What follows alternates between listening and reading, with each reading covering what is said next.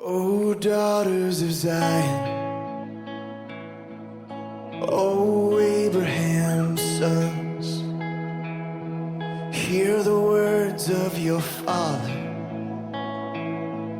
hear his promise of love. I will make you a blessing, so count the stars if you can. You will be a great nation. I will give you this land.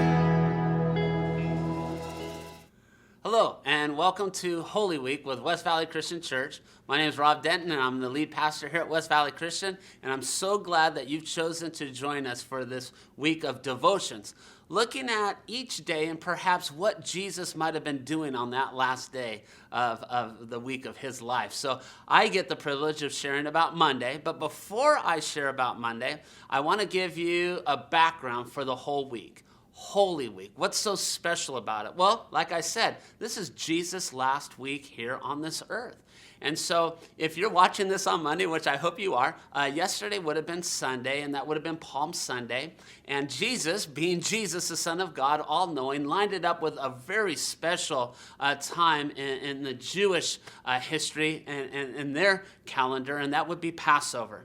Passover was a time of reflection and celebration of how the Jews had been set free from the heavy hand of the Egyptian government, Pharaoh, slavery. And so it was a great time of celebration. So they would come from all over, and they would be prepared to do worship of God and celebrate him. And they were also prepared to bring an animal sacrifice to the temple and their tax.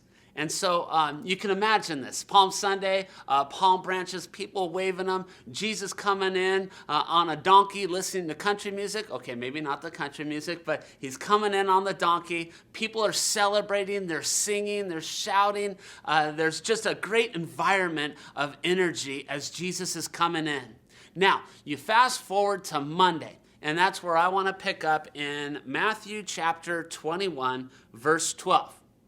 Jesus entered the temple courts and drove out all who were buying and selling there. He overturned the tables of the money changers and the benches of those selling doves. "It is written," he said, "my house will be called a house of prayer, but you are making it a den of robbers."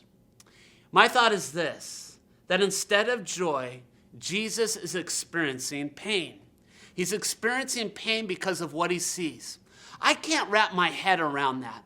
But for me, the best way I could picture what Jesus might have just a smidgen of what he was feeling was if I rolled in here on a Sunday in my truck and prepared to worship, prepared to lead hundreds and hundreds of people in worship.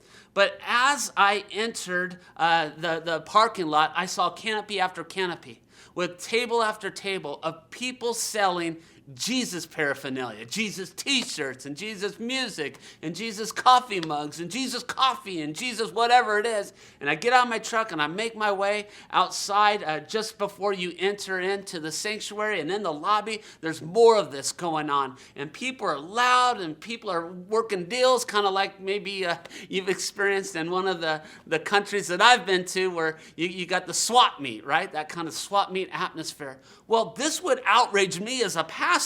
I would be like beside myself. I can't imagine what Jesus was thinking. It's like these people have come to worship God, but they have been distracted from why they are here. Well, this really makes Jesus angry. And we see by what we just read, his response to this. My question would be for you and I, are we being distracted today?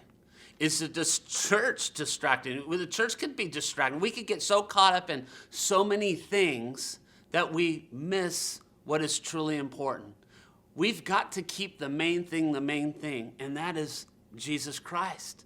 Worshiping him. He has set us free, and we get to celebrate that. Now, I know I'm kind of walking into Tuesday a little bit, but if you move on to chapter 22, Jesus is asked, what is the greatest question? Or what is the greatest question? What is the greatest commandment? And he says this, in verse 37 of Matthew 22. Love the Lord your God with all your heart, with all your soul, and with all your mind. This is the first and the greatest commandment. And the second is like it. Love your neighbor as yourself. You see, Jesus says this. What the most important thing is to do is recognize God the Father, to love him with everything you have, and then to love others. Jesus was not seeing that in the temple. And I wonder if that would be true here today of his people.